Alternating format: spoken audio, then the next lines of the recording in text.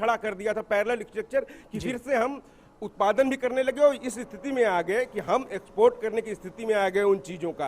उत्तर प्रदेश उस स्थिति में आ गया। तो प्रधानमंत्री के मार्गदर्शन में उत्तर प्रदेश में मुख्यमंत्री योगी आदित्यनाथ की सरकार ने जो किया है वो डबल इंजन की जिसे कहते हैं सरकार है, तो उसकी गति डबल ही होती है जी। तो ये गति डबल गति दिखाई दे रही है। यहाँ पर इसका परिणाम देखने को मिल रहा है, चाहे वो जिस तरह से जो आंकड़े बताए और जो दिखाया उभरने में देखा है। जी बिल्कुल। विकास आप हमारे साथ बने रहे। हमारे साथ में आदित्य श्रीवास्तव के पास रुक करेंगे जो भोपाल से। चलिए आदित्य अभी हमारे साथ फिलहाल नहीं जुड़े हुए, हम रमा के पास लेह चलेंगे, यहाँ से रुक करेंगे। हमारे प्रोड्यूसर बता रहे हैं कि हमको यहाँ से लेह से चलेंगे, वहाँ पे हमारे साथ हमारे साथी हमारे सहयोगी जुड़े हुए हैं और वो वहाँ की तस्वीर हमें दिखाएंगे। जी, लेह से क्या तस्वीर आप हमें दिखाएंगे, लेह से क्या जानकारी देंगे?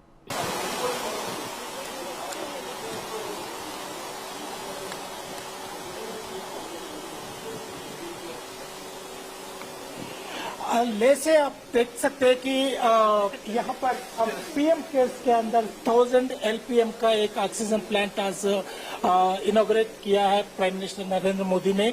इसके साथ साथ लद्दाख एलजी आर के माथुर और एमपी जामेंग सेरिंग नामग्याल यहाँ का जो प्लांट के अंदर जो कंसंट्रेटर्स है उसको स्विच ऑन करके आज से यहाँ का सेवा चालू किया है। जी, बहुत दुर्गम इलाका है लेह लद्दाख की। जब हम बात करते हैं रमेश, तो ये मानते हैं कि वहां तक सुविधाओं का पहुंचना ही अपने आप में लॉजिस्टिक्स की बहुत बड़ी समस्या होती है और ऐसे में लेह लद्दाख के इलाकों में दुर्गम इलाकों में ये सुविधाएं पहुंचना कितना बड़ा अचीवमेंट है स्वास्थ्य सेवाओं के संदर्भ में।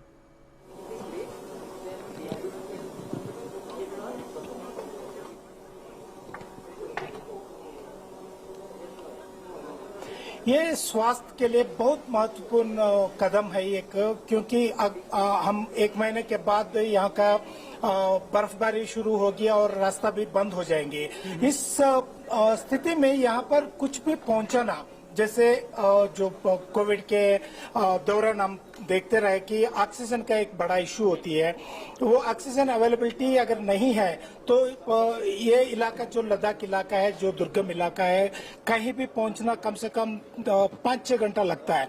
उस तरह स्थिति में हर जगह, जैसे जंस्कर से लेकर जो रिमोटेस्ट एरिया है, जंस्कर, द्रास, कारगिल, लेह में और इसके साथ साथ टांगसे और न्यूमा में भी यहाँ पर अब ऑक्सीजन का फैसिलिटी अब अवेलेबल है, क्योंकि ऑक्सीजन प्लांट्स यूटी एडमिनिस्ट्रेशन और डीआरडीओ के साथ ये फैसिलिटी अब शुरू हो गई है पीएम केयर्स के अंदर।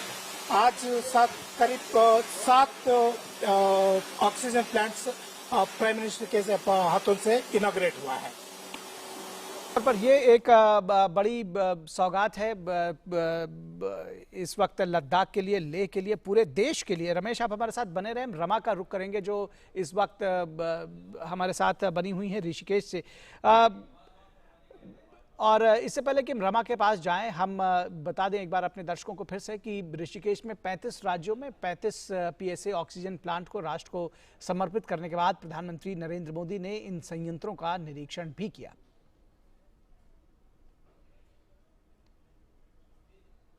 आपको इससे जुड़ी हुई तस्वीरें हम आपको बहुत जल्द दिखाएंगे। ये देखिए, ये तस्वीरें हैं जो इन संयंत्रों का निरीक्षण करते हुए प्रधानमंत्री।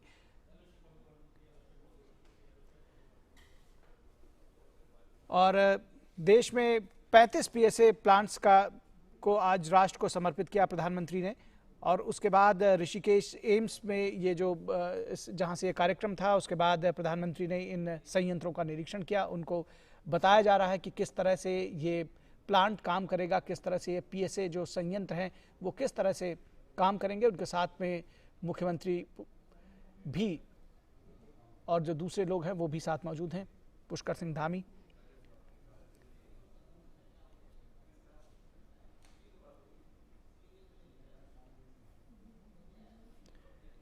तो बहुत ऐतिहासिक कदम इसको कहा जाएगा। आज का ये जो कार्यक्रम रहा, 35 पीएसए ऑक्सीजन संयंत्र राष्ट्र को समर्पित किए गए हैं। ऐसे समय में जब हम ये देख रहे थे कि कुछ महीने पहले ही ऑक्सीजन की किस तरह से कमी हुई थी, किस तरह से एक दिक्कतें आई थी, और उसके बाद कुछ ही महीनों के अंदर जिस तरह से न सिर्फ देश इस मामले में तकनीक के जरिए आत्मनिर्भर हुआ है, बल्कि दूसरे देशों को भी अब ऑक्सीजन देने के लक्ष्य को हासिल कर रहा है, दूसरों को देने में सक्षम हुआ है। ये अपने आप में एक बड़ी बात है। और पूरी तस्वीर को जिस तरह से बदला है सरकार ने, सरकार के प्रयासों ने, आम लोगों के संकल्प ने, मेडिकल फ्रेटर्निटी ने, साइंटिस्ट ने, सब ने मिलकर के इस क्षेत्र में काम किया है, ये निश्चित तौर पर एक बेहतर तस्वीर को दिखाता है। और देश जिस तरह से विकास के पथ पर स्वास्थ्य के क्षेत्र में भी चला है, वो एक बेहतर तस्वीर, आने वाले एक बेहतर कल की बानगी है।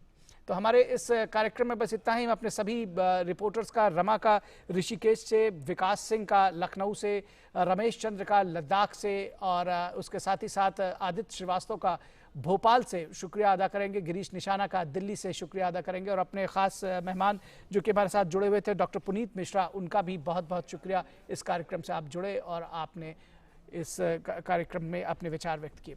तो आज के इस कार्यक्रम में बस इतना ही। हमारी पूरी टीम को दीजिए इजाजत। नमस्कार।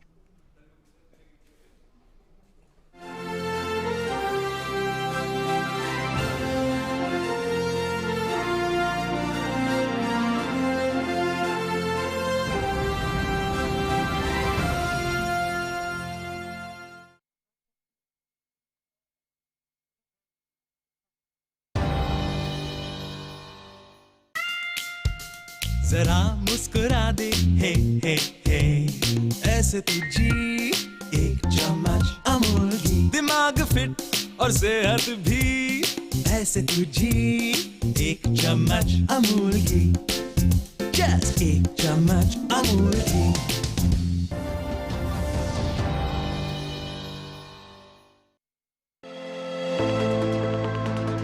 India of today is willing to stand up to the challenges that mount across the frontiers, but also willing to partner with those like-minded nations for the provision of global public goods that are much in need. We need to build the connectivity. We need to drive travel. We need to drive cooperation. We need to drive trade. So I don't see it as a dichotomy at all. In fact, I would say the more you do in India, the more you will have to deal with the world. The more you deal with the world, the more of it will come back in some form into our lives. Today, you have Prime Minister go out in the UN and remind people that we are the mother of democracy. That when Prime Minister Modi says democracy can deliver, democracy has delivered, he is actually today a rallying point. And we in India are a rallying point for democracies all over the world. And that tells you a lot about our credibility. After 75 years, one big change that we have seen is the image of India. Today, India is seen as a major power in the world. आज भारत की गणना उभरती हुई बड़ी आर्थिक व्यवस्थाओं के साथ साथ बड़ी शक्तियों में होने लगी है। Foreign policy of the present India, it sounds very bold. It is true that we take more risks. We say what we are doing, and it is not remaining in the domain of some admirals or generals. It is today. It is being discussed. The fact that we are discussing here on Doordarshan.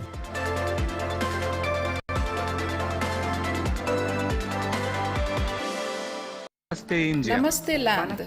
Marhaban ila al-Hind. Zari India. Ni hao. Salam India. Namaste India. Namaskar Bharata.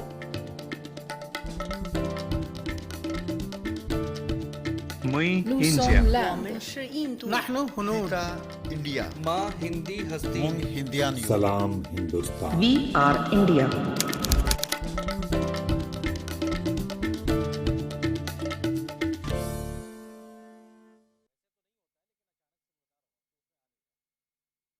Your window to rising India.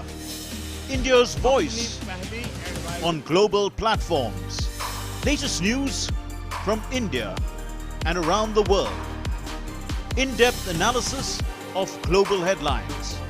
Watch DD India in your country. Available for downlink, in Middle East countries. STTV broadcast is available through the satellite GSAT 17 at 93.5 degrees east. HDTV broadcast is available through the satellite GSAT 10 at 83 degrees east. For technical details, scan here. Switch to DD India now.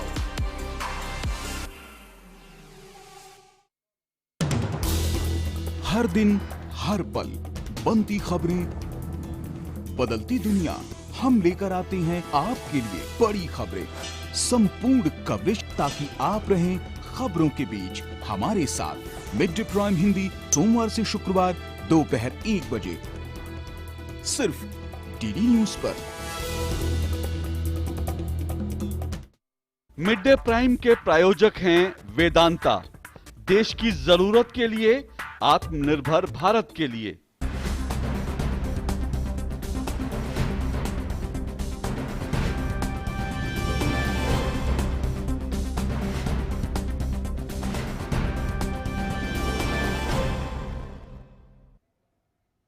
नमस्कार, स्वागत है आप सभी का DD news पर। आप देख रहे हैं मिड डे प्राइम और मैं हूं आपके साथ आरेंद्र। अगले 1 घंटे में हम बात करेंगे देश भर की बड़ी खबरों की, बताएंगे दुनिया भर में कौन कौन सी खबरों पर है सबकी नजर, क्या चल रहा है खेल और अर्थ जगत में, कुछ झलकियां भी दिखाएंगे फिल्म, कला और संस्कृति से जुड़ी खबरों की। लेकिन सबसे पहले इस वक्त की सुर्खियों पर डालते हैं नजर।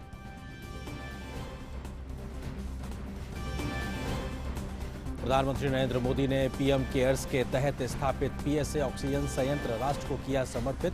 कहा, डिमांड बढ़ते ही भारत ने मेडिकल ऑक्सीजन का प्रोडक्शन 10 गुना से भी ज्यादा बढ़ाया।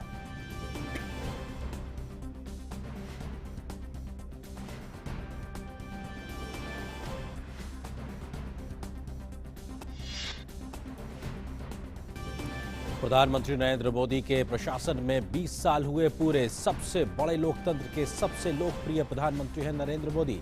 केंद्रीय मंत्रियों सहित कई नेताओं ने प्रधानमंत्री नरेंद्र मोदी को संवैधानिक पद पर रहते हुए सार्वजनिक जीवन में 20 वर्ष पूरे होने पर दी बधाई। सुप्रीम कोर्ट ने उत्तर प्रदेश के लखीमपुर कांड पर कल तक मांगी स्टेटस रिपोर्ट। अदालत ने पूरी घटना को बताया दुर्भाग्यपूर्ण। एफआईआर का मांगा ब्यौरा। उत्तर प्रदेश में पहले ही बनाई जांच के लिए उच्च स्तरीय समिति।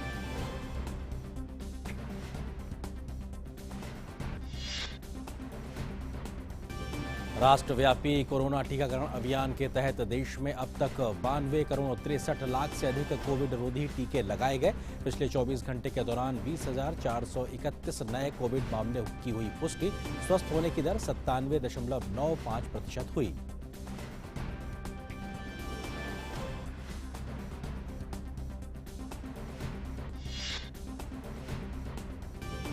श्रीनगर के साफा कदल इलाके में स्थानीय शिक्षकों पर दहशतगर्दों ने की फायरिंग। घटना में 2 शिक्षकों की मौत। पुलिस फोर्स मौके पर पहुंची। हमलावर आतंकियों की तलाश जारी।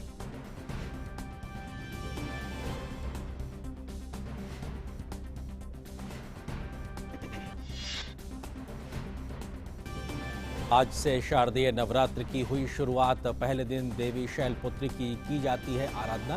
प्रधानमंत्री ने देशवासियों को दी बधाई। देश भर के विभिन्न स्थानों से दुर्गा पूजा और आरती का प्रसार भारती कर रहा है सीधा प्रसारण।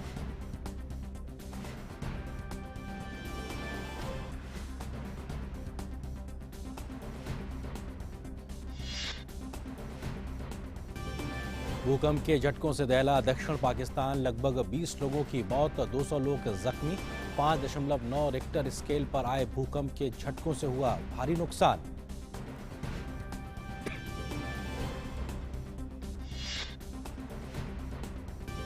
और खेल की खबरों में भारतीय महिला पहलवान अंशु मलिक ने रचा इतिहास। विश्व कुश्ती चैंपियनशिप के फाइनल में पहुंचने वाली बनी पहली भारतीय महिला पहलवान। आज खेलेंगी फाइनल मुकाबला।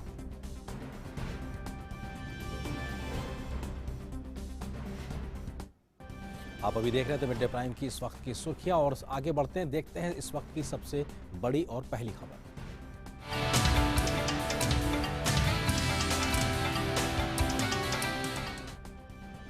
प्रधानमंत्री नरेंद्र मोदी ने उत्तराखंड के एम्स ऋषिकेश से 35 राज्यों और केंद्र शासित प्रदेशों में पीएम केयर्स के तहत स्थापित 35 पीएसए ऑक्सीजन प्लांट राष्ट्र को समर्पित किए हैं। इस मौके पर स्वास्थ्य मंत्री मनसुख मांडविया, उत्तराखंड के मुख्यमंत्री पुष्कर सिंह धामी और अन्य गणमान्य लोग मौजूद रहे।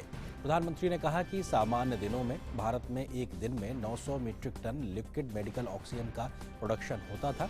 डिमांड बढ़ते ही भारत ने मेडिकल ऑक्सीजन का प्रोडक्शन 10 गुना से भी ज्यादा बढ़ाया है।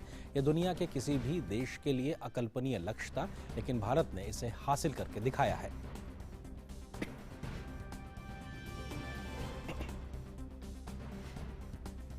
देश में पीएसए ऑक्सीजन प्लांट लगाने पर काम तो तेज हुआ ही, 1 लाख से अधिक ऑक्सीजन कंसंट्रेटर के लिए पैसा भी दिया गया। साथियों, भविष्य में कोरोना से लड़ाई के लिए हमारी तैयारी और पुख्ता हो, इसके लिए देश भर में पीएसए ऑक्सीजन प्लांट्स का नेटवर्क तैयार हो रहा है। बीते कुछ महीनों में पीएम केयर द्वारा स्वीकृत 1150 से अधिक ऑक्सीजन प्लांट्स काम करना शुरू कर चुके हैं। अब देश का हर जिला पीएम केयर्स के तहत बने हुए ऑक्सीजन प्लांट से कवर हो गया है। पीएम केयर्स के सहयोग से बने इन ऑक्सीजन प्लांट्स को जोड़ लें तो केंद्र सरकार, राज्य सरकार, इन सभी के प्रयासों से देश को करीब 4000 नए ऑक्सीजन प्लांट्स मिलने जा रहे हैं। प्रधानमंत्री ने कहा कि 100 साल के इस सबसे बड़े संकट का सामना हम भारतीय जिस बहादुरी से कर रहे हैं, उसे दुनिया बारीकी से देख रही है। कोरोना से लड़ाई के लिए इतने कम समय में भारत ने जो सुविधाएं तैयार की हैं, वो हमारे देश के सामर्थ्य को दिखाता है।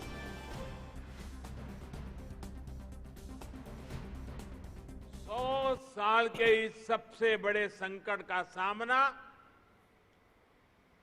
हम भारतीय जिस बहादुरी से कर रहे हैं, ये दुनिया बहुत बारीकी से देख रही है। कोरोना से लड़ाई के लिए इतने कम समय में भारत ने जो सुविधाएं तैयार की,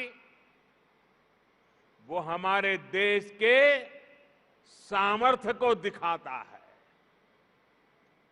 सिर्फ एक टेस्टिंग लैब से करीब 3000 टेस्टिंग लैब का नेटवर्क बनना, मास्क और किट्स के आयात के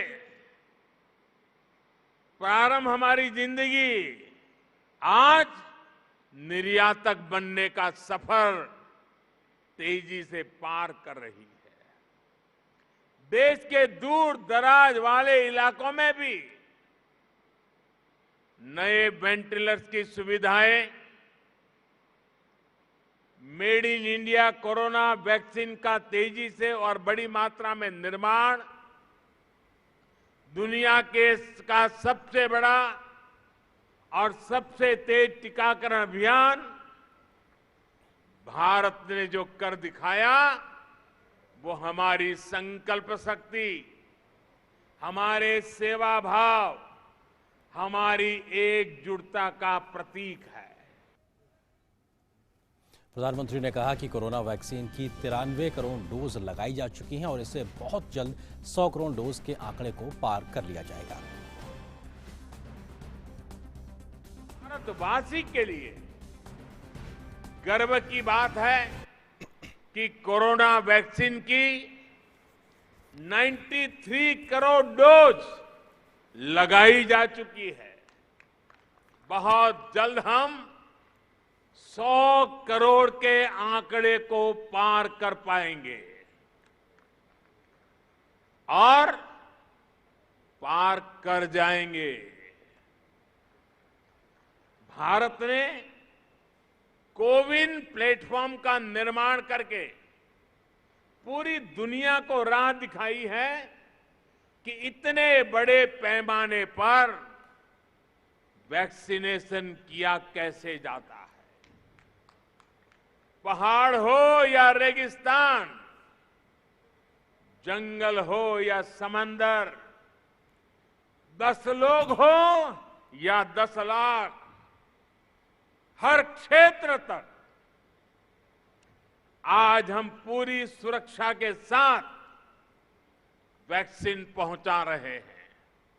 इसके लिए देश भर में 1,30,000 से ज्यादा टीकाकरण केंद्र स्थापित किए गए हैं। प्रधानमंत्री ने एम्स ऋषिकेश में ऑक्सीजन संयंत्र का जायजा भी लिया।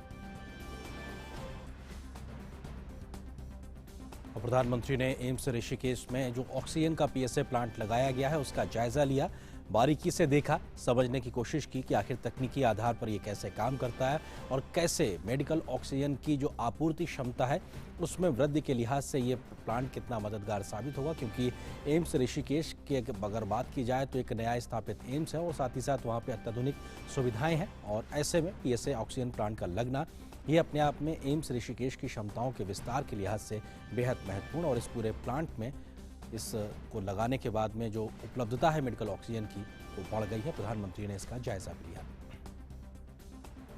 और हमारे सहयोगी संवाददाता भी इस खबर पर अधिक बातचीत करने के लिए हमारे साथ में मौजूद हैं। रमा त्यागी हैं ऋषिकेश से, इसके अलावा आदित्य हैं भोपाल से हमारे साथ में जुड़ रहे हैं। रमा, पहले मैं आपका ही रुख करूंगा, किस तरीके से एम्स ऋषिकेश के लिहाज से बात की जाए, खुद प्रधानमंत्री ने भी जायजा लिया और आप भी प्रधानमंत्री के इस दौरे को कवर करने के लिए ऋषिकेश पहुंची हुई हैं। ऐसे में ये जो पीएसए ऑक्सीजन प्लांट है किस प्रकार से एक लाइफलाइन के तरीके से काम करेगा उन मरीजों के लिए जिनको ऑक्सीजन की जरूरत पड़ेगी, कैसे क्षमता विस्तार हुआ है एम्स ऋषिकेश का? बेशक आप कह सकते हैं कि एक बेहद सशक्त लाइफलाइन का जो है आज लोकार्पण प्रधानमंत्री ने किया है और इसे ऐतिहासिक कहा जा सकता है, मील का पत्थर कहा जा सकता है। स्वास्थ्य सुविधाओं की अगर हम बात करते हैं आर्येंद्र, जिस तरह से आप देखते हैं कि कोविड के समय में, सेकेंड वेव के समय में जिस तरह की एक किल्लत पैदा हो गई थी ऑक्सीजन की, उसको देखते हुए तुरंत जिस तरह से सरकार ने निर्णय लिया और कुछ ही समय के बाद 1100 के करीब 1100 से ज़्यादा संयंत्र जो हैं वो संचालित हुए हैं और आज 35 संयंत्रों का यानी कि देश के हर राज्य में इस तरह के जो प्लांट्स का प्रधानमंत्री ने लोकार्पण किया है। ये अपने आप में बड़ी सौगात है स्वास्थ्य के क्षेत्र में, आम आदमी के क्षेत्र में और उस आदमी के क्षेत्र में जो हाशिए पर खड़ा हुआ है, जो स्वास्थ्य सुविधाओं तक जिसकी पहुंच नहीं है, उसे वर्ल्ड क्लास स्वास्थ्य सुविधाएं उपलब्ध कराने की दिशा में बेहद अहम। अगर यहाँ के हम प्लांट की बात करते हैं तो 1000 लीटर प्रति मिनट क्षमता की ऑक्सीजन उत्पादन की इसकी क्षमता है और कहा जा रहा है कि जिस तरह से पूरे दिन में 24 घंटे में 24,000 लीटर ऑक्सीजन का उत्पादन यहाँ पर हो रहा है और पहले का जो यहाँ पर जिसे कहते हैं कि एक बैकअप प्लांट में था वो 30,000 प्रतिदिन का था, तो 54,000 लीटर के करीब की एक क्षमता, दोगुनी से ज्यादा की क्षमता का विस्तार यहाँ पर ऑक्सीजन उत्पादन की दिशा में अगर हम कहते हैं तो हो गया। और सबसे बड़ी बात यह है कि ये ऑक्सीजन डायरेक्ट पेशेंट तक पहुंचती है, कोई इसमें रीफिलिंग की जरूरत नहीं होती है और मेडिकल ऑक्सीजन का निर्माण हो रहा है बहुत ही आसानी से, जो पेशेंट के पास पहुंच जाए, बहुत ही सुविधा के साथ पहुंच जाए, रीफिलिंग का कोई झंझट ना और जिस समय जरूरत है, सबसे बड़ी बात है जिस समय जरूरत है उस वक्त तक यहाँ पर पहुंचे, वो अपने आप में बेहद महत्वपूर्ण है। यहाँ पर 990 से ज्यादा हॉस्पिटल में, एम्स में बेड्स हैं, इसके अलावा ट्रॉमा सेंटर है जहाँ पर 100 से ज्यादा बेड्स हैं, उनको देखते हुए बेहद महत्वपूर्ण। और अभी जो हमें जानकारी मिली वो ये मिली कि फिलहाल जो इसकी क्षमता है 50 से 60 पेशेंट्स को एक साथ मुहैया कराने की है, लेकिन इसे विस्तारित किया जा रहा है कि 190 तक इसको बढ़ा दिया जाए, और अगर रीफिलिंग का भी होता है, फिलहाल वो नहीं इसमें होता है, लेकिन अगर उसका भी प्रोविजन है तो उसे भी ये किया जाए, तो अपने आप में कह सकते हैं कि एक बहुत बड़ा कदम है, बहुत सशक्त कदम है, और तकनीक की दिशा में इसे बेहद महत्वपूर्ण कहा जा सकता है, क्योंकि एटमॉस्फेयर में जो ऑक्सीजन है कोई अलग से वो नहीं करना, एटमॉस्फेयर में जो ऑक्सीजन है सीधा उसको प्लांट में लेना है और उसको कन्वर्ट करके पाइप के जरिए पेशेंट तक पहुंचाना है। ये अपने आप में बेहद अहम है। बिल्कुल रमा, आप रहिए हमारे साथ में, हम भोपाल चलते हैं, हमारे सहयोगी आदित्य भी मौजूद है। आदित्य, तकनीक के आधार पर आत्मनिर्भर हो रहे भारत खासतौर से स्वास्थ्य के मोर्चे पे एक बेहतरीन आधार को तैयार करने के लिहाज से बेहद महत्वपूर्ण दिन, किस प्रकार से क्षमता निर्माण आप भोपाल और मध्य प्रदेश के लिहाज से देख रहे हैं? बिल्कुल सही कह रहे हैं आप आरेंद्र। कारण उसका यह है कि मैं इस वक्त जिस जयप्रकाश नारायण अस्पताल में मौजूद हूं, ये भोपाल का शासकीय अस्पताल है। मार्च 2020 से पहले पूरे मध्य प्रदेश में एक भी ऑक्सीजन संयंत्र नहीं होता था। कोरोना के वक्त में हमने इस अस्पताल में सिलेंडर्स की गाड़ियां आती हुई देखी हैं, स्थानीय प्रशासन को सिलेंडर्स के इंतजाम करते हुए देखा है। लेकिन आज 1000 LPM के 2 जनरेशन प्लांट जो हैं, ऑक्सीजन जनरेशन प्लांट, वो यहाँ स्थापित हो चुके हैं। सीधे तौर पर ये कह सकते हैं कि आत्मनिर्भर ऑक्सीजन के लेवल पर जिस तरीके से होना है, उसको लेकर दूसरी लहर के बाद से मध्य प्रदेश में काम होना चालू हो चुका था। 201 प्लांट लगाने की बात थी, जिसमें से 161 प्लांट जो आज की तारीख तक जो है वो शुरू हो चुके हैं। उनका लोकार्पण कुछ का आज हुआ है, कुछ का पहले हो चुका था। इसके अलावा 40 प्लांट जो है वो इसी महीने के अंत तक जो है वो शुरू हो जाएंगे। पूरे मध्य प्रदेश की अगर बात की जाए तो ना सिर्फ भोपाल, इंदौर, ग्वालियर, जबलपुर नहीं, बल्कि कुछ ग्रामीण दुरुस्त इलाके भी हैं, कई ऐसे जिले आदिवासी दुरुस्त इलाके भी हैं जहां पर ऑक्सीजन की समस्याएं देखी जा रही थी या कमी की दिक्कत थी। उसको रैशनलाइज करते हुए उस रेशो के हिसाब से ऑक्सीजन प्लांट स्थापित किए गए हैं। 88 ऑक्सीजन प्लांट जो हैं आरेंद्र, वो PM केयर्स फंड से बन रहे हैं और 13 ऑक्सीजन प्लांट राज्य सरकार बना रही है। 100 प्लांट जो हैं वो लगभग CSR की बात की जाए या स्थानीय सहयोग की बात की जाए, कुल मिलाके ये कहा जा सकता है कि मध्य प्रदेश जहां मार्च 2020 के पहले ऑक्सीजन प्लांट को लेकर दूसरी राज्यों पर निर्भर हुआ करता था, ऑक्सीजन को लेकर दूसरे राज्यों पर निर्भर हुआ करता था, आज वही मध्य प्रदेश ऑक्सीजन के मामले में इन प्लांट्स के जरिए आत्मनिर्भर हो गया है। यानी कि जो एक तीसरी लहर की संभावना पिछले कुछ समय से जताई जा रही थी या अगर आती है तो उसको लेकर जो इंफ्रास्ट्रक्चर लेवल पर तैयारी करने की बात थी, वो हम कह सकते हैं कि मध्य प्रदेश में कहीं ना कहीं उस पर अब मजबूती से काम दिखाई भी देने लगा है। बिल्कुल आदित्य, आप रहिए हमारे साथ। इस वक्त गिरीश निशाना हमारे सहयोगी जुड़ गए हैं दिल्ली से, उनसे बात करते हैं। दिल्ली को भी PSA प्लांट मिला है गिरीश, और आप खुद उस समय उस रिपोर्ट को कर रहे थे जब दूसरी लहर में दिल्ली की स्थितियों को देश भर ने देखा है, ऑक्सीजन की कमी का एक मसले को देखा है। किस तरीके से एक बड़ा बदलाव आज के इस प्रयास से?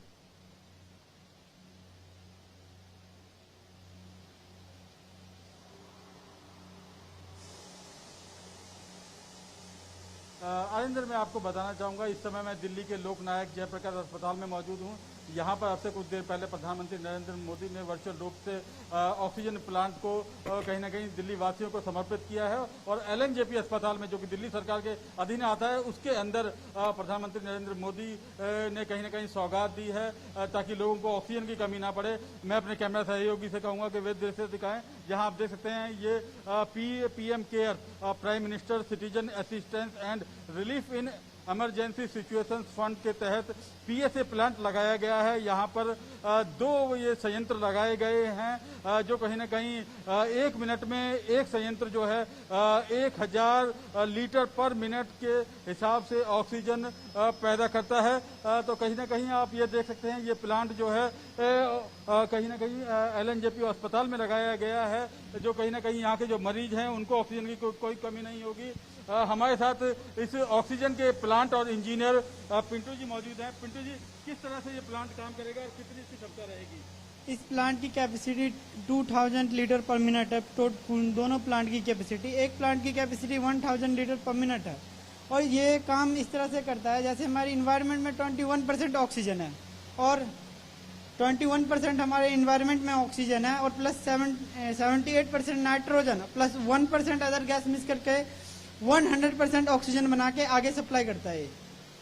अभी ये प्लांट किस तरह से काम करेगा? कितने मिनट में कितनी ऑक्सीजन जनरेट होगी? इस प्लांट की कैपेसिटी 1000 लीटर पर मिनट कैपेसिटी है। आप 1 मिनट में इसको 1000 लीटर एक प्लांट से आप कभी भी ले सकते हो। अगर जैसे ये यहाँ इस हॉस्पिटल में हमारे प्राइम मिनिस्टर ने 2 प्लांट लगवाए हैं जो पीएम केयर फंड से लगे गए हैं। तो कहीं ना कहीं आरेंद्र आप देख सकते हैं ये प्रधानमंत्री द्वारा सौगात दी गई है दिल्ली के लोकनायक जयप्रकाश अस्पताल के अंदर। ये टावर 1 है, टावर B है। इस तरह से यहाँ पर ये 2 प्लांट हैं जो कहीं ना कहीं 2000 लीटर पर मिनट ये ऑक्सीजन को जनरेट करेंगे और कहीं ना कहीं जो ऑक्सीजन की कमी है वो नहीं होने देंगे। और देखिए प्रधानमंत्री ने किसी भी भेदभाव के यहाँ पर ये संयंत्र लगाए हैं। हालांकि ये जो अस्पताल है दिल्ली सरकार के अधीन है, लेकिन बावजूद इसके यहाँ पर ये 2 संयंत्र लगाए गए हैं ताकि ऑक्सीजन की कोई कमी ना हो। बिल्कुल गिरीश, महत्वपूर्ण चीज़ आप इस बात का जिक्र कर रहे हैं और पीएम केयर्स के माध्यम से लगातार सरकार का फोकस रहा है कि देश के जो भी बड़े अस्पताल है उनका खुद का ऑक्सीजन का प्लांट हो ताकि उनको ट्रांसपोर्टेड ऑक्सीजन के आधार पर निर्भर ना रहना पड़े। ये बेहद महत्वपूर्ण है। शुक्रिया गिरीश आपका हमारे साथ जुड़ने के लिए। आदित्य आपका शुक्रिया। हमारी सहयोगी रमा भी हमारे साथ में जुड़ी थी ऋषिकेश से, उनका शुक्रिया। और उसके अलावा हमारे साथ में विकास सिंह इस वक्त इसी खबर पर बातचीत करने के लिए लखनऊ से जुड़ गए हैं। विकास का हम रुख करते हैं लखनऊ की ओर। विकास, अगर उत्तर प्रदेश के लिहाज से बात की जाए तो प्रधानमंत्री की इस सौगात को लोग किस तरीके से देख रहे हैं, क्योंकि ऑक्सीजन की कमी एक बहुत गंभीर मसला था दूसरी लहर के समय कोरोना के, अब तो कम से कम एक आत्मनिर्भरता दिखाई पड़ रही है।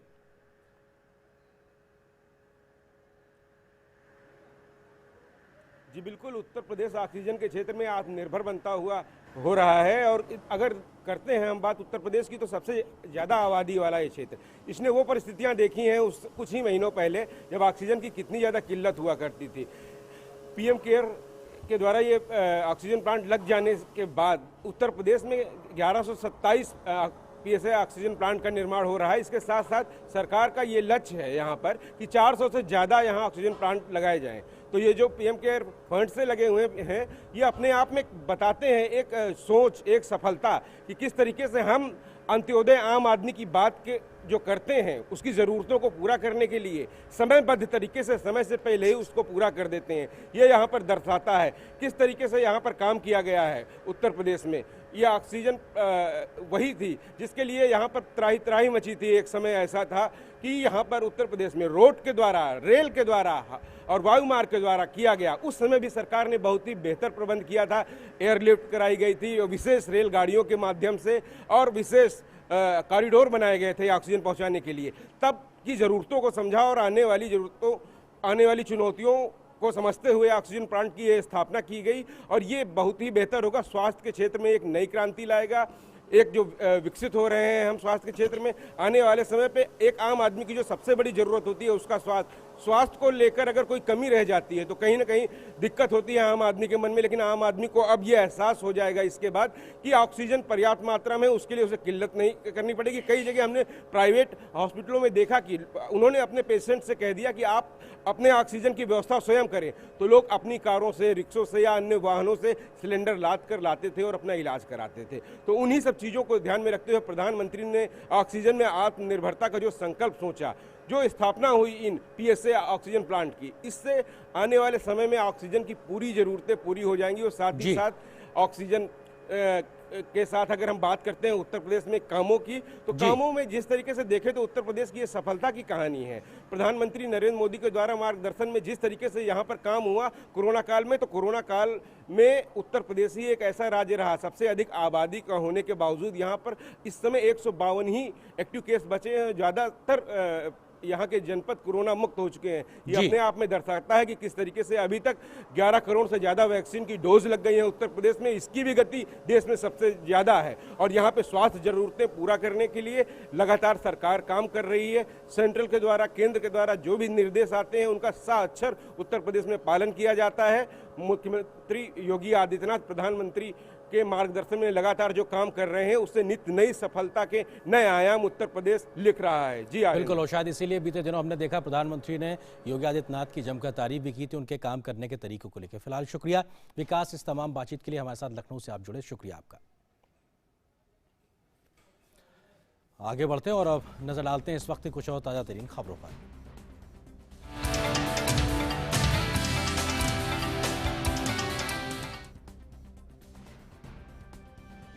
सुप्रीम कोर्ट ने यूपी सरकार से लखीमपुर खीरी कांड पर कल तक मामले की स्टेटस रिपोर्ट देने को कहा है। सर्वोच्च अदालत ने यूपी से इलाहाबाद हाई कोर्ट में लंबित मामलों का स्टेटस भी मांगा है। कोर्ट ने इस मामले में एफआईआर का ब्यौरा भी मांगा है। एफआईआर में किस किस के नाम दर्ज हुए हैं वो भी बताया जाए।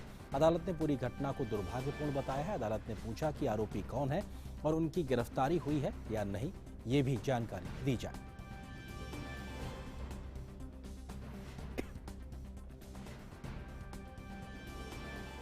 और इस खबर पर अधिक बातचीत करने के लिए हमारे सहयोगी संवाददाता विकास सारथी हमारे साथ में मौजूद हैं, उनसे बात करते हैं। विकास, सुप्रीम कोर्ट ने ये जो तमाम बातें कही हैं वो किसी पिटीशन के आधार पे कही है या स्वतः संज्ञान के तहत सुप्रीम कोर्ट ने इस प्रकार की बात उत्तर प्रदेश की सरकार को कही है? आरेंद्र, 2 वकीलों ने सुप्रीम कोर्ट को चिट्ठी लिखी थी। उसी चिट्ठी को लेटर पिटीशन मान के सुप्रीम कोर्ट ने रजिस्ट्री से कहा था कि वो इनको पीआईएल में तब्दील करके मामले को लिस्ट करें। आज सुबह चीफ जस्टिस ने कहा कि ये एक तकनीकी गड़बड़ी की वजह से स्वतः संज्ञान के तहत इस मामले को दायर कर लिया गया है, लेकिन फिलहाल उन्होंने कहा कि इससे किसी तरह से मामले की सुनवाई पर कोई असर नहीं पड़ेगा, सिवाय इसके कि वो खुद कुछ ना करके पहले वकीलों को सुनेंगे। जिन 2 वकीलों ने ये चिट्ठियां लिखी थी तो उनका आर्ग्यूमेंट सुनेंगे। इस बीच जब इन दोनों वकीलों को जोड़ा गया सुप्रीम कोर्ट की सुनवाई में, इन्होंने जो भी ब्यौरा रखा, उसके बाद चीफ जस्टिस ने 2-3 टिप्पणियां यहाँ पे की। कोर्ट ने कहा कि ये वाकई में बहुत दुर्भाग्यपूर्ण घटना रही है जिसमें 8 लोगों की जान गई। इसमें कौन लोग जिम्मेदार हैं, एफआईआर में किन किन लोगों का नाम लिखा गया है, कोर्ट ने इस पर पूरी जानकारी मांगी है। इसके अलावा क्योंकि हम जानते हैं कि पहले ही इलाहाबाद हाई कोर्ट में इस तरह की पीआईएल दाखिल हो चुकी हैं, तो कोर्ट ने ये भी पूछा कि वहां पर कितनी पीआईएल हैं, क्या स्टेटस है सुनवाई का, वो भी यूपी सरकार बताए। और यहाँ पर और भी ब्यौरा सुप्रीम कोर्ट चाहता है कि जो आरोपी हैं उनमें से कितने लोगों को गिरफ्तार किया जा चुका है, कितने लोग अभी फरार हैं, ये सारा ब्यौरा भी सौंपा जाए। इसके अलावा कोर्ट ने एक चीज और, यहाँ पर मीडिया रिपोर्ट्स में एक बात का जिक्र आया था कि जो मारे गए लोग हैं उनमें से एक किसान जो था उसकी मां बहुत गंभीर है, उनको चिकित्सा की जरूरत है। तो इस पर भी कोर्ट ने इस बात का भी संज्ञान लिया और ये निर्देश दिए हैं यूपी सरकार को कि वो सुनिश्चित करे कि जो एक मृतक है उनकी मां को पूरी जो चिकित्सा सुविधा जो मिलनी चाहिए वो मिले, उसको इंश्योर किया जाए। ये भी एक इंस्ट्रक्शन सुप्रीम कोर्ट ने आज यूपी सरकार को दिया है। शुक्रिया विकास, इस बातचीत और अपडेट्स के लिए हमारे साथ जुड़ने के लिए शुक्रिया आपका। श्रीनगर के साफा कदल इलाके में गैर स्थानीय शिक्षकों पर फायरिंग की गई है। इस घटना में 2 शिक्षकों की मौत हो गई है। इलाके में तनाव फैल गया है। पुलिस फोर्स मौके पर पहुंची है और हमलावर आतंकियों की तलाश की जा रही है। बताया जा रहा है कि फायरिंग में जिन 2 टीचर्स की मौत हुई है वे प्राचार्य सतिंदर कौर और शिक्षक दीपक कौर हैं। ताज़ा घटना श्रीनगर और बांदीपुरा के बिंदरू मेडिकल के मालिक सहित 3 नागरिकों की गोली मारकर हत्या करने के 1 दिन बाद सामने आई है। सिविलियन को टारगेट करने के जो इंसिडेंट्स पिछले कुछ रोज से जो हुए हैं, ये अपने आप में दरिंदगी, वहशत और दहशत का एक मेल है, जिसमें बिल्कुल बेगुनाह जो लोग हैं जो समाज की सेवा में लगे हैं, जिनका किसी से कोई लेना देना नहीं है, उनको टारगेट किया जा रहा है। ये दहशत का माहौल पैदा करने के निशाने से इस तरह की कार्रवाई जो है और कम्युनल रंग देने के लिए ऐसी किलिंग्स को, ताकि आपसी भाईचारा जो जहां पर कश्मीर में आपस में लोगों का है उसको नुकसान पहुंचे, उसको ठेस पहुंचे, उस तरह के इरादे से जहां पर हो रहा है, जो इंसानियत को निशाना बना रहे हैं, जो जम्मू कश्मीर का आपसी भाईचारा उसको निशाना बना रहे हैं, जो जहां का लोकल अथॉस और वैल्यूज़ है उसको निशाना बना रहे हैं। मुझे लगता है कि इनको जल्दी बेनकाब करने में पुलिस कामयाब होगी। और इस अहम खबर पर बात करने के लिए हमारे सहयोगी सलमान काजी फोन लाइन पर मौजूद हैं, उनसे हम बात करते हैं। सलमान, अभी तक कोई जानकारी इस घटना के बाद में जिन लोगों ने इसको अंजाम दिया, जिन आतंकियों ने, उनकी धरपकड़ को लेकर कोई तलाशी अभियान कहां तक पहुंचा है, कोई सुराग? वहाँ पे जो पूरा इलाका है, जो साफा कदल का इलाका है श्रीनगर में, वहाँ पे पुलिस के मुताबिक उन्होंने वहाँ पे सर्च ऑपरेशन स्टार्ट किया है, लेकिन अभी तक कोई उनके पास कोई कंक्रीट जो है लीड अभी तक उनको वहां से नहीं मिली है। इसके अलावा जो यहाँ पे लोकल मीडिया है, वहाँ पे जो टीआरएस है, बताया जा रहा है कि उन्होंने इस जो हमले की हमले को कबूला है और कहा कि हमने इनको मारा हुआ है। तो अभी तक ये 2 डेवलपमेंट्स हैं सुबह से कि जब ये अटैक हुआ 11:30 के करीब इन दो पीए सत्येंद्र कौर टीचर हैं और दीपक चंद इन पे गोलियां चलाई गई। ये जख्मी हुए, इनको हॉस्पिटल लिया गया, वहाँ के नजदीकी हॉस्पिटल है SMHS, लेकिन वहाँ तक पहुँचते इनकी मौत हो चुकी थी। तो अभी तक कोई कंक्रीट लिस्ट जो है वो बाहर तक नहीं आई है। जी शुक्रिया सलमान आपका हमारे साथ जुड़ने के लिए, और इस खबर पे हम आगे भी आपसे अपडेट्स लेते रहेंगे। आगे बढ़ते हैं और डालते हैं कुछ और राष्ट्रीय महत्व की खबरों पर।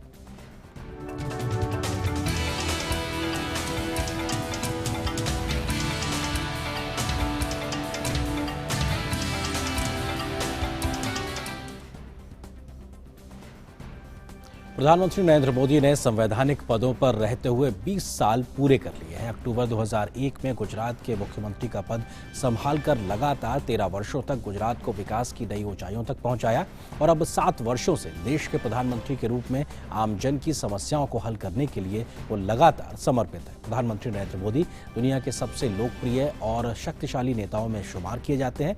130 करोड़ देशवासियों की जिंदगी को बेहतर बनाने और मानवता की सेवा करने का संकल्प लेने वाले प्रधानमंत्री मोदी ने 70 सालों से लटके हुए मुद्दों को सुलझाने का साहस दिखाया। प्रधानमंत्री मोदी ने 3 तलाक, धारा 370, राम जन्मभूमि जैसे विवादित मसलों को शांतिपूर्ण तरीके से समाधान का रास्ता प्रशस्त किया।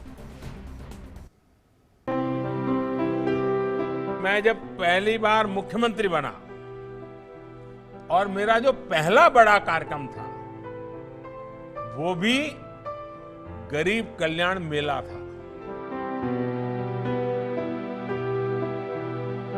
रेलवे से रॉयल पैलेस, जिंदगी का रास्ता बड़ा कठिन होता है। कहानी एक जन नेता की जो दुनिया के सबसे शक्तिशाली नेताओं में से हैं एक।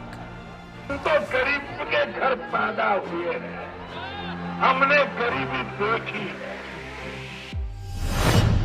दुनिया के सबसे बड़े लोकतंत्र के सबसे लोकप्रिय प्रधानमंत्री हैं नरेंद्र मोदी।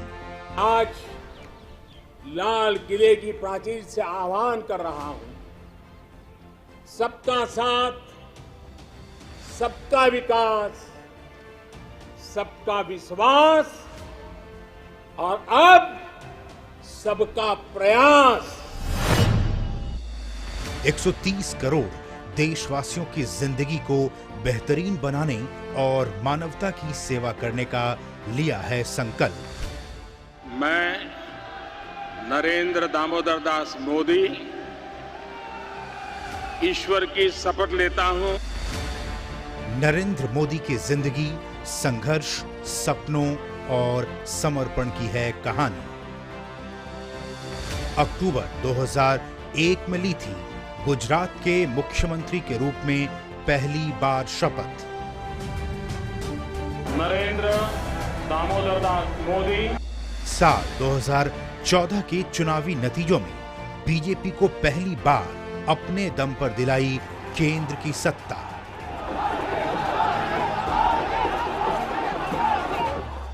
लोकतंत्र के सबसे पवित्र मंदिर में शीश झुकाकर दिया संदेश, लोकतांत्रिक मूल्य हैं सर्वोपरि। साल 2019 के आम चुनावों में दिलाई बीजेपी को 2014 से भी बड़ी जीत। हम जिस प्रकार का देश बनाना चाहते हैं, देश को जिस गति से आगे ले जाना चाहते हैं, 125 करोड़ देशवासियों की भागीदारी के बिना यह संभव नहीं होगा। कोरोना काल में प्रधानमंत्री गरीब कल्याण योजना के जरिए 80 करोड़ से भी ज्यादा लोगों के लिए कराया मुफ्त राशन उपलब्ध। मैं अपने अनुभव से कह रहा हूं, yes, democracy can deliver. Yes, democracy has delivered. 20 साल से सुशासन का सफर है बदस्तूर जारी।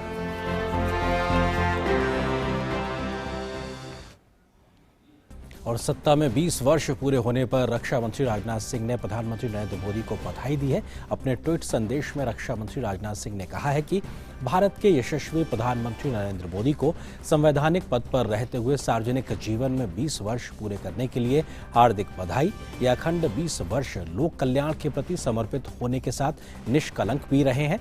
उनकी लोकप्रियता निरंतर बढ़ती रही है और आगे भी बढ़ती रहे, ऐसी शुभकामनाएं। वहीं भाजपा के अध्यक्ष जेपी नड्डा ने राज्य और केंद्र सरकार के मुखिया के रूप में प्रधानमंत्री मोदी के 20 वर्ष पूरे होने पर उन्हें बधाई दी है। उन्होंने कहा कि मोदी जब गुजरात के मुख्यमंत्री बने और 2014 में देश के प्रधान सेवक बने तो उन्होंने गरीबी के दर्द और गरीबों के आंसू पोंछने को अपने शासन का आदर्श सूत्र बना लिया।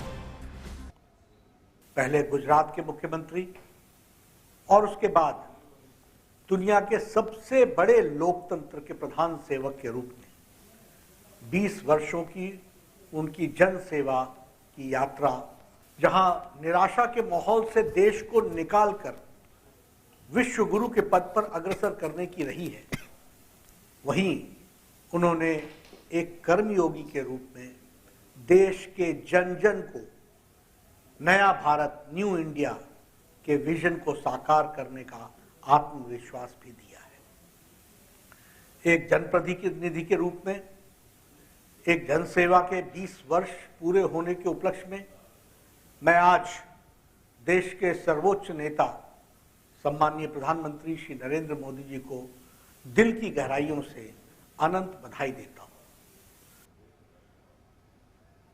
प्रधानमंत्री नरेंद्र मोदी के संवैधानिक पद पर 20 साल पूरे होने पर सूचना एवं प्रसारण मंत्री अनुराग सिंह ठाकुर ने उन्हें बधाई दी है। उन्होंने कहा कि मोदी जी ने कुशल शासक के तौर पर गुजरात के मुख्यमंत्री की जिम्मेदारी निभाई और पिछले 7 वर्ष से देश के प्रधानमंत्री हैं।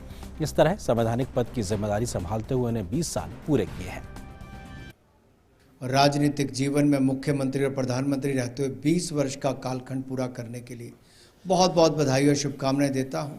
और इनके इस कार्यकाल में मुख्यमंत्री और प्रधानमंत्री के रहते हुए भी उन्होंने एक मुख्य सेवक और एक प्रधान सेवक के रूप में काम किया है। वो मजबूत भी हैं, संवेदनशील भी हैं, प्रतिबद्ध भी हैं, परिश्रमी भी हैं, दूरदर्शी भी हैं और गतिशील भी हैं। और इसी रूप में उन्होंने गरीबों के उत्थान के लिए काम किया, जनता के हित में काम किया। और इन 20 वर्षों में शायद एक दिन का भी छुट्टी ना ली हो, अवकाश ना लिया हो, ना व्यक्तिगत जीवन के लिए छुट्टी ली, ना राजनीतिक रूप से मुख्यमंत्री और प्रधानमंत्री की इस पूरी सेवा देते हुए एक दिन भी वो बाहर नहीं रहे। पद संभाल के रखा और राज्य और देश को आगे बढ़ाते गए। दुनिया के सबसे बड़े लोकतंत्र में प्रधानमंत्री मोदी जी की जो प्रधान सेवक की भावना से जो काम करते हैं, सबका साथ, सबका विकास, सबका विश्वास मूल मंत्र के साथ जो काम किया, शायद यही कारण है गुजरात को भी आगे बढ़ाया तो बाद में भारत को भी आगे बढ़ाने का किया।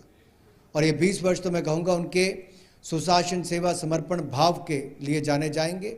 ये ऐतिहासिक 20 वर्ष का कार्यकाल ना केवल मोदी जी के जीवन की उपलब्धि है, ये भारत को आगे बढ़ाने के लिए एक बहुत बड़ा काम उन्होंने किया है। आगे बढ़ते हैं, कुछ और महत्वपूर्ण खबरों से आपको रूबरू कराते हैं। महाराष्ट्र में कोरोना प्रोटोकॉल का पालन करते हुए आज से आम जनता के लिए धार्मिक स्थलों को खोला जा रहा है। सभी धार्मिक स्थलों में लोगों को फेस मास्क पहनना और हैंड सैनिटाइज करने का एक आदेश दिया गया है। इस उपायों के लिए संबंधित धार्मिक स्थल का प्रबंधन जिम्मेदार होगा। किसी प्रकार का प्रसाद नहीं बांटा जाएगा, ना ही पवित्र जल का छिड़काव होगा और मूर्तियों, पवित्र पुस्तकों या वस्तुओं को छूने की इजाजत नहीं होगी। राज्य सरकार ने वरिष्ठ नागरिकों, गर्भवती महिलाओं और 10 साल से कम उम्र के बच्चों को घर पर ही रहने की सलाह भी जारी की है। विदेश मंत्री डॉक्टर एस जयशंकर ने कहा है कि भारत ने दुनिया के देशों को कई उल्लेखनीय योगदान दिए हैं। उन्होंने कहा कि भारत की इसी पहल के कारण उसकी खास पहचान है। विदेश मंत्री ने डीडी न्यूज कॉन्क्लेव कार्यक्रम में कहा है कि भारत हमेशा से ही इस दिशा में पहल करता रहा है। One, I think we all need to appreciate how much our capabilities have changed in these 75 years. That today we are in nominal terms the 5th or 6th largest economy, in PPP terms the 3rd. That our political influence, our capability to contribute in many ways. I mean, we are seeing it today in terms of vaccines in response to COVID. but even in terms of humanitarian assistance or disaster response in Nepal, in Yemen, in Africa, in Sri Lanka, we are seen very much as a first responder. In terms of connectivity, in terms of projects outside, in terms of the influence which we bring to bear on global debate. So I would say the one big change which I've seen, I mean, I've seen it in the course of my career, which is a little more than half of those 75 years. वहीं पाकिस्तान के साथ भारत के द्विपक्षीय संबंधों पर विदेश मंत्री doctor S Jaishankar ने स्पष्ट किया है कि ये पाकिस्तान पर निर्भर करता है कि वह भारत के साथ एक सामान्य पड़ोसी बनना चाहता है या फिर नहीं.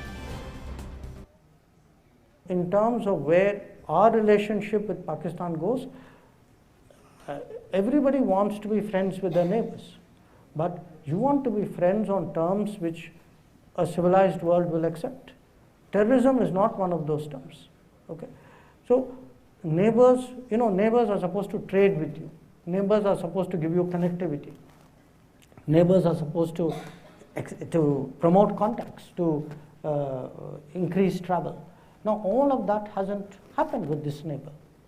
So, I think they have an important choice whether to be a normal neighbor to us. A lot of it, the next 75 years, would depend on the choice that they make. DD news पर हमारा ये विशेष कार्यक्रम DD news conclave आज रात 9 बजे प्रसारित किया जाएगा, जिसमें आप विदेश मंत्री डॉक्टर एस जयशंकर के साथ हुई विशेष बातचीत को विस्तार से देख सकते हैं. और आगे बढ़ते हैं और एक छोटे से ब्रेक के लिए रुकते हैं.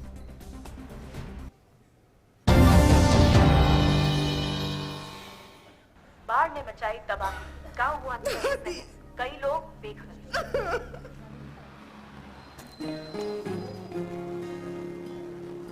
दादी,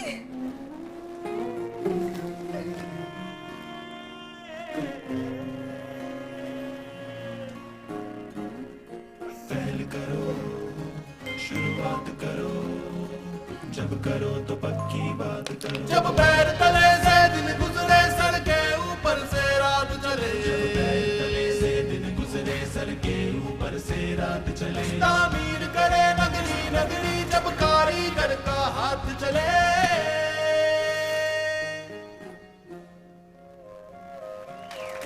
पहल करो, शुरुआत करो, करो तो पक्की बात करो. पहल करो, शुरुआत करो, करो. वंडर सीमेंट, जब दिल में हो जज्बात तभी होती है एक परफेक्ट शुरुआत. बढ़ता है, खेलता है, झूलता उछलता है, दौड़ता कभी कभी दौड़ कर आता है. आगे आगे बढ़ता है इंडिया, अमूल दूध पीता है इंडिया. और ब्रेक के बाद अब बात उन खबरों की जो दुनिया भर में सुर्खियां बनी हुई हैं.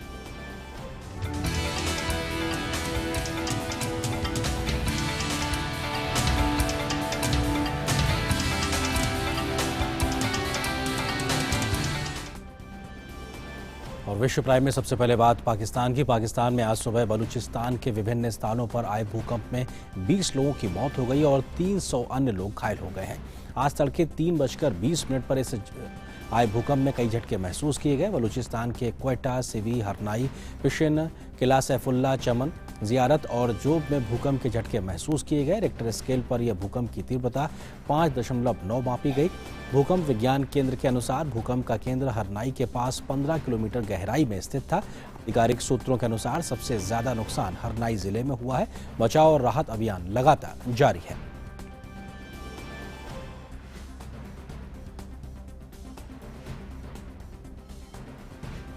विश्व स्वास्थ्य संगठन ने मलेरिया की रोकथाम वाली पहली वैक्सीन का बड़े पैमाने पर इस्तेमाल किए जाने की सिफारिश की है.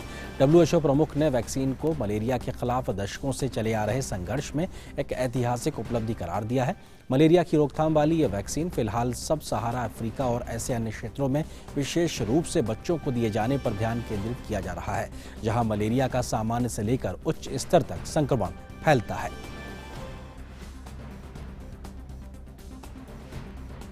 आगे बढ़ते हैं और देखते हैं खेल जगत में क्या है आज की बड़ी खबर.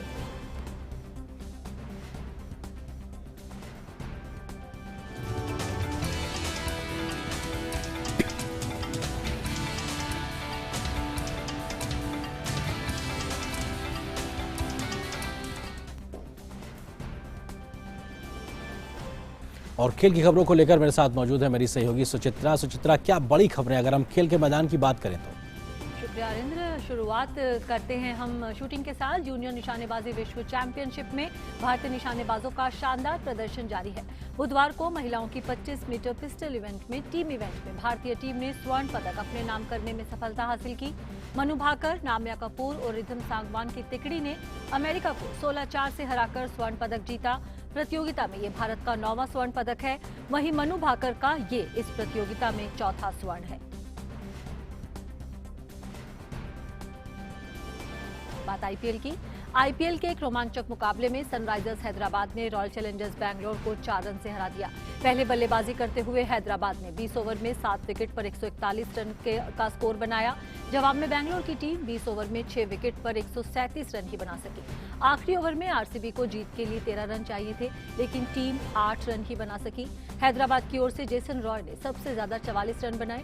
वहीं बैंगलोर के लिए देवदत्त पडिक्कल ने 41 रन की पारी खेली। इस जीत के साथ ही सनराइजर्स हैदराबाद अभी भी 13 मैच में 3 जीत और 6 अंक के साथ 8वें नंबर पर है।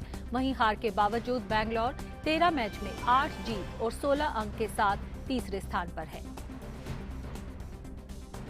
आईपीएल में आज 2 मुकाबले खेले जाएंगे। पहले मैच में प्लेऑफ में जगह बना चुकी चेन्नई सुपर किंग्स का सामना पंजाब किंग्स के साथ होगा।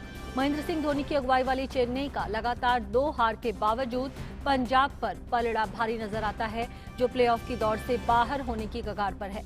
पिछले साल के लचर प्रदर्शन को भुलाकर इस वर्ष शानदार वापसी करने वाली चेन्नई की टीम ने यूएई चरण में अच्छा प्रदर्शन किया है और उसे हराना आसान नहीं होगा। वहीं पंजाब की टीम निरंतर अच्छा प्रदर्शन नहीं कर पाई है। केएल राहुल की अगुवाई वाली टीम 10 अंक लेकर 6ठे स्थान पर है। हालांकि केएल राहुल ने बल्ले से अच्छा प्रदर्शन किया है। उन्होंने अब तक 528 रन बनाए हैं।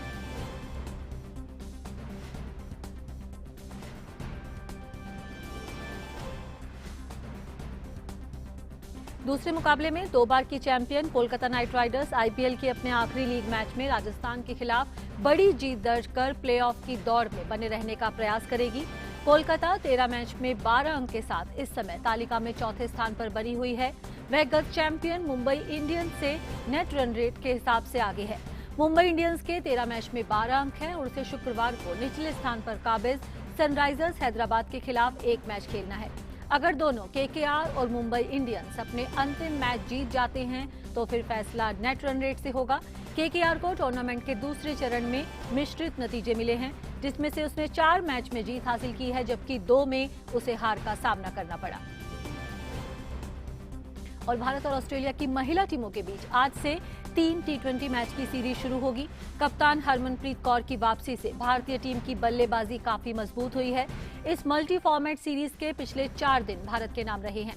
हालांकि निर्णायक टी20 सीरीज में ऑस्ट्रेलिया पूरी सीरीज में 6-4 की बढ़त के साथ आई है। इसका मतलब है कि ऑस्ट्रेलिया को पूरी सीरीज में अविजित रहने के लिए टी20 सीरीज में सिर्फ 1 जीत की जरूरत है। मैके में पहले मैच में ऑस्ट्रेलिया ने बेहद आसान जीत दर्ज की थी, लेकिन उसके बाद भारत ने लगातार